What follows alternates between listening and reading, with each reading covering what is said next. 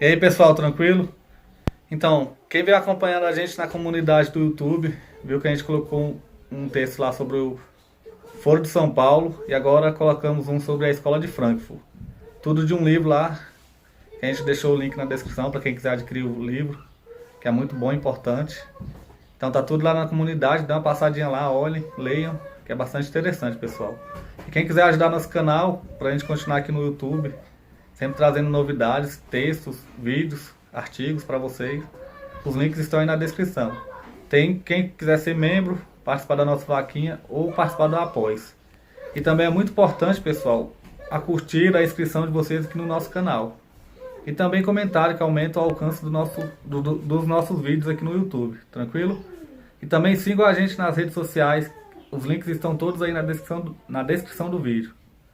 Então é isso aí, fica com Deus, até a próxima. Lembrando que segunda-feira, dia 7 de setembro, estaremos lá na Esplanada, fazendo uma grande cobertura das manifestações para vocês. Tranquilo? Forte abraço. Onde eu resumo aqui novamente a questão da década dialética, os 10 campos da década dialética. Então, primeiro, campo sujeito-objeto. Todo e qualquer ser, seja físico, espiritual, existente, inexistente, hipotético, individual, universal, é simultaneamente objeto e sujeito, o que é o mesmo que dizer, em termos que não são usados pelo autor, receptor e emissor de informações. Se tomamos o objeto mais alto e universal, Deus, ele é evidentemente sujeito e só sujeito, ontologicamente. Gerando todos os processos, não é objeto de nenhum. No entanto, para nós é objeto dos nossos pensamentos. Deus, que ontologicamente é puro sujeito, pode ser objeto do ponto de vista cognitivo. No outro extremo, um objeto inerte, como uma pedra, parece ser puro objeto sem nada de sujeito. No entanto, é óbvio que ela está em algum lugar e emite aos objetos circundantes alguma informação sobre a sua presença. Por exemplo, o peso que ela tem. Né?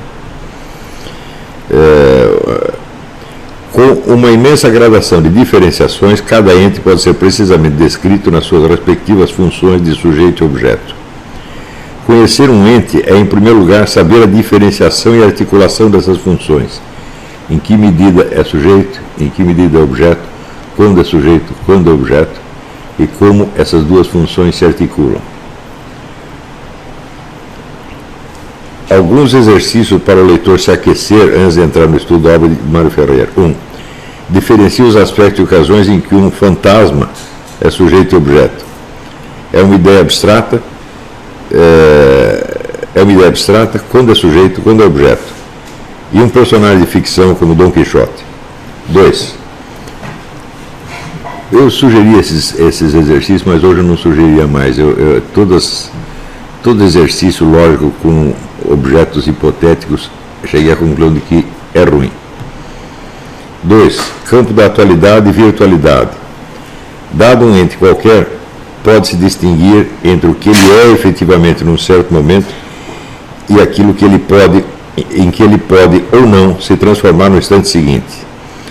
Alguns entes abstratos, como por exemplo a liberdade ou a justiça, podem se transformar nos seus contrários, mas um gato não pode se transformar num antigato. Então existe toda uma gradação imensa, tá certo, de transformações no oposto. 3. Distinção entre as virtualidades, possibilidades reais, e as possibilidades não reais ou meramente hipotéticas.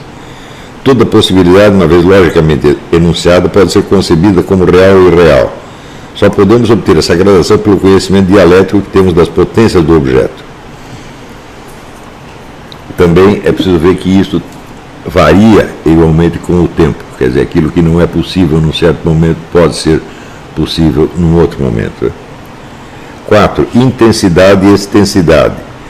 Mário toma esses termos emprestados do físico alemão Wilhelm Ostwald, separando aquilo que só pode variar em diferença de estados, como por exemplo o sentimento de temor ou a plenitude de significados de uma palavra, e aquilo que se pode medir por meio de unidades homogêneas, como por exemplo linhas e volumes. 5. Intensidade e extensidade nas atualizações. Quando os entes passam por mudanças, elas podem ser tanto de natureza intensiva quanto extensiva. A descrição precisa das mudanças exige a articulação dos dois pontos de vista. 6.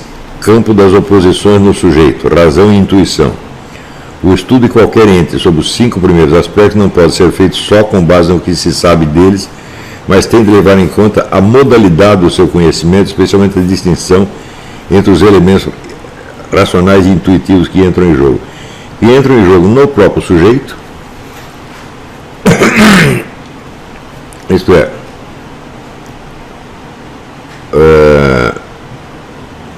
como ele está operando racionalmente ou intuitivamente, e também no conhecimento que você próprio tem dele. 7. Campo das oposições da razão, conhecimento e desconhecimento. Se a razão fornece o conhecimento do geral e a intuição o do particular, em ambos os casos há uma seleção. Conhecer é também desconhecer. Quer dizer, o próprio processo de abstração, evidentemente, é separar uma coisa das outras. Todos os dualismos da razão, concreto, abstrato, objetividade, subjetividade, finito, infinito, etc., procedem da articulação entre conhecer e desconhecer. Não se conhece o objeto enquanto não se sabe o que tem de ser desconhecido para que ele se torne conhecido. 8. Campo das atualizações e virtualizações racionais. A razão opera sobre o trabalho da intuição, atualizando ou virtualizando, isto é, trazendo para o primeiro plano ou relegando para um plano de fundo os vários aspectos do objeto percebido. Toda análise crítica de conceitos abstratos supõe uma clara consciência do que aí foi atualizado e virtualizado.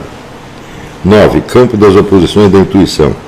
A mesma separação do atual e do virtual já acontece no nível da intuição, que é espontaneamente seletiva. Se, por exemplo, olhamos este papel como uma singularidade, faremos abstração das demais páginas. Tal como a razão, a intuição conhece e desconhece. 10. Campo do variante e do invariante. Não há fato absolutamente novo, nem absolutamente idêntico a seus antecessores.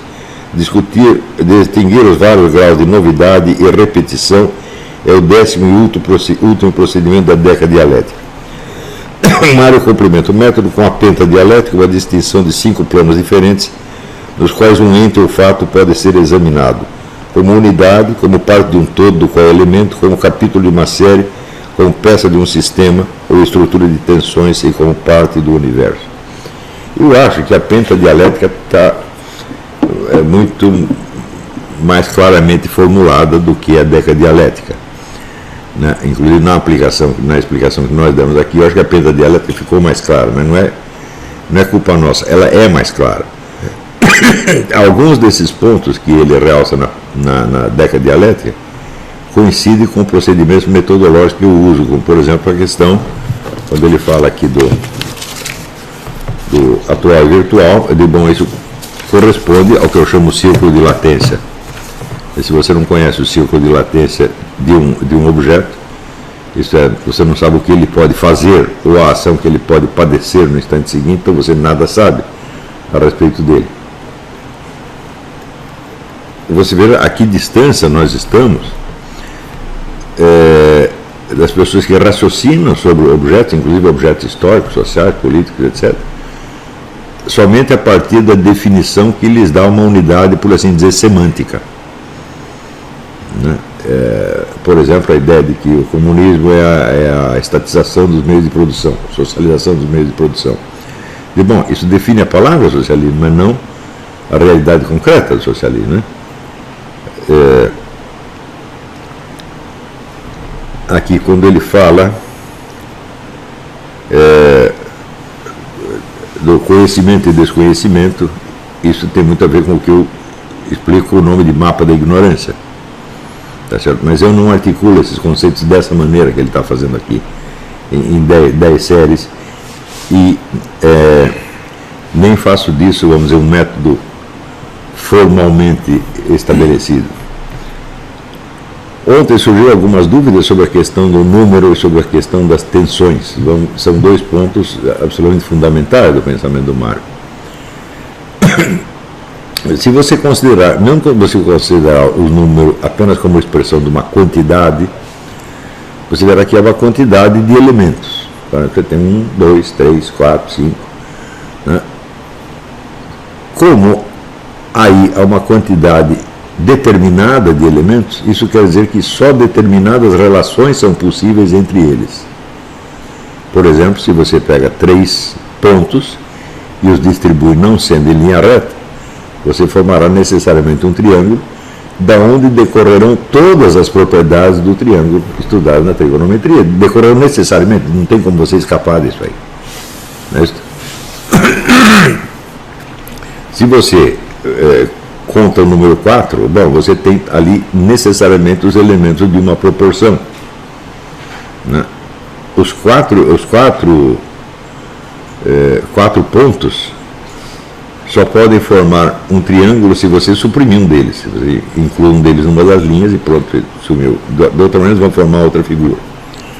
Então, vamos dizer, o próprio estudo das propriedades dos números mostra que eles não são puras quantidades, mas que eles são formas lógicas. Né?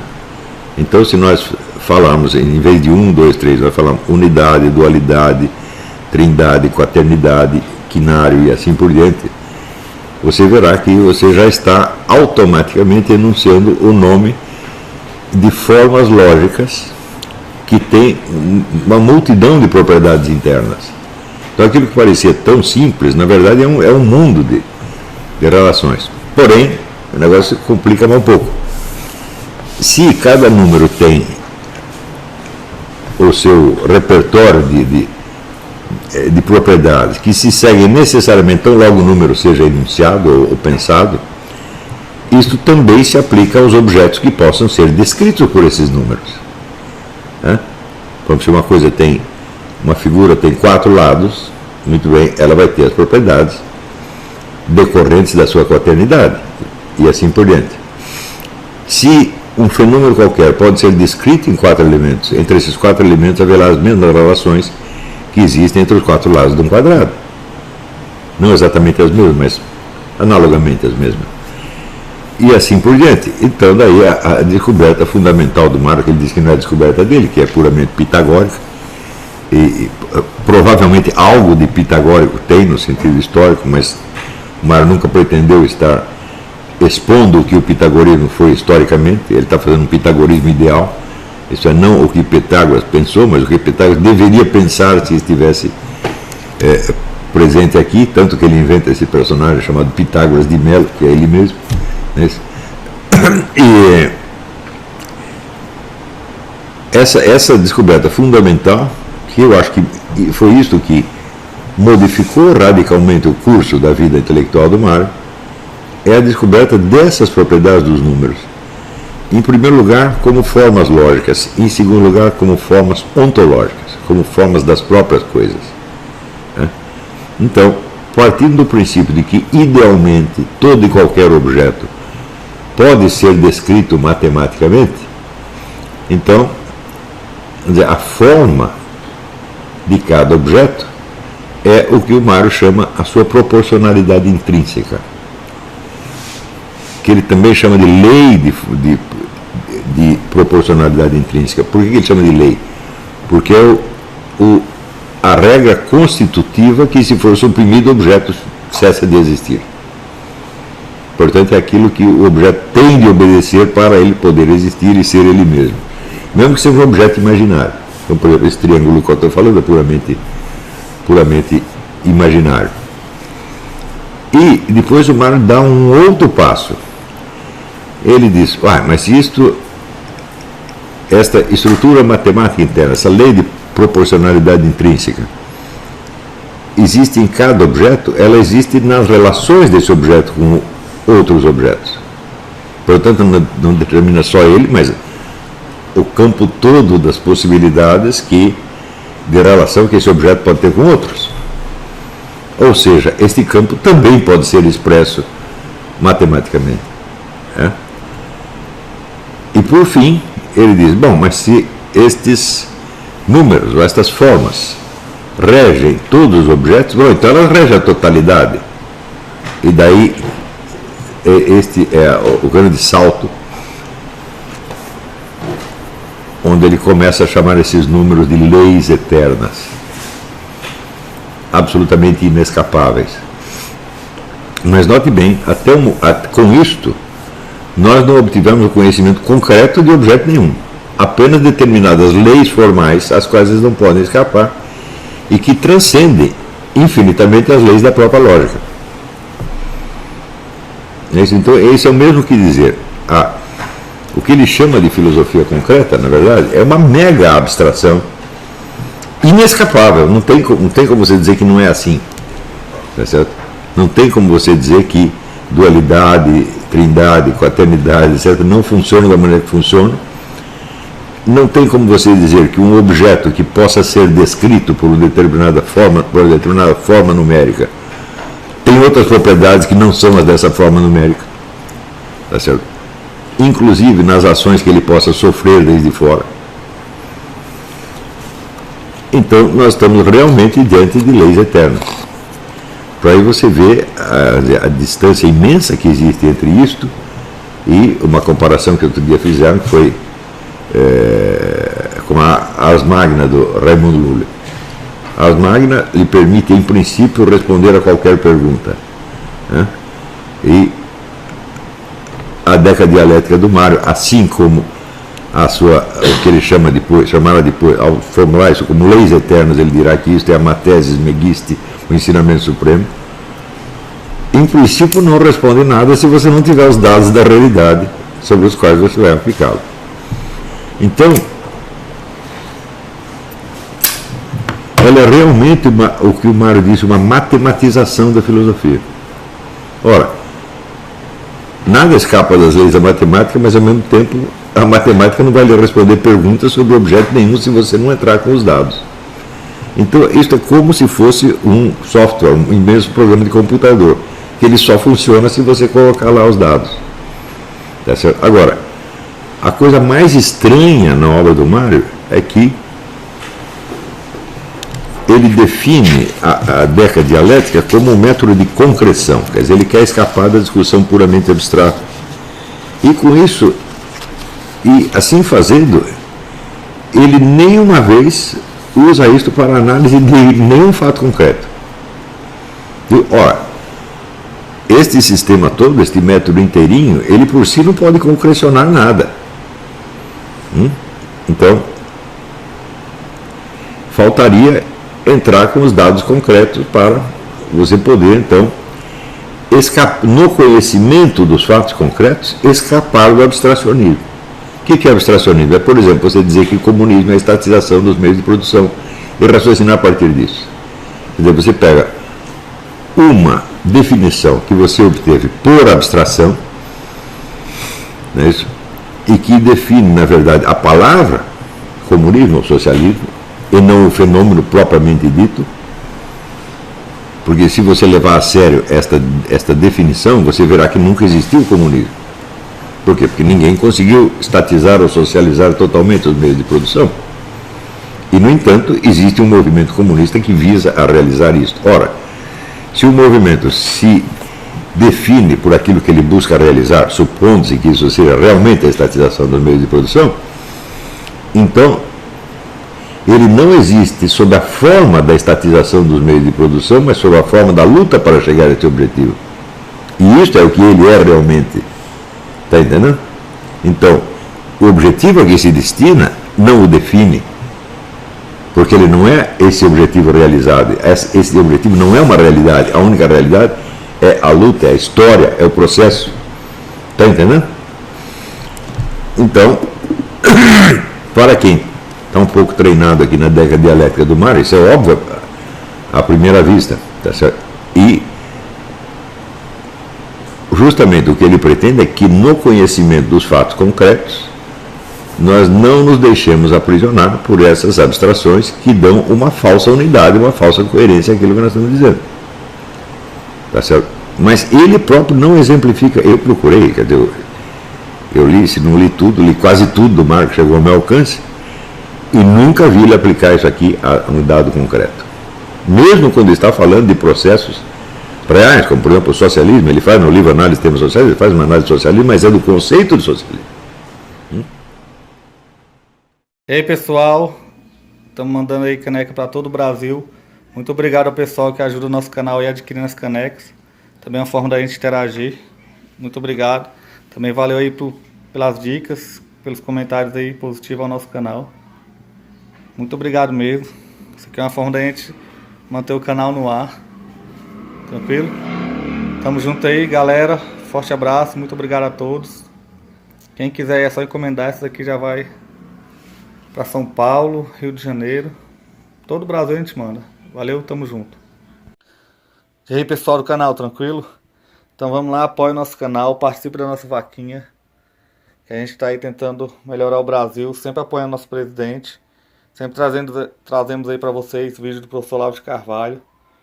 Com novidades ou alguns vídeos aí antigos que sempre estão atuais. O professor Olavo de Carvalho é fera. O Olavo sempre tem razão. Bolsonaro presidente. Bolsonaro até 2026. Tamo junto aí com Deus, pátria, família e liberdade. Valeu!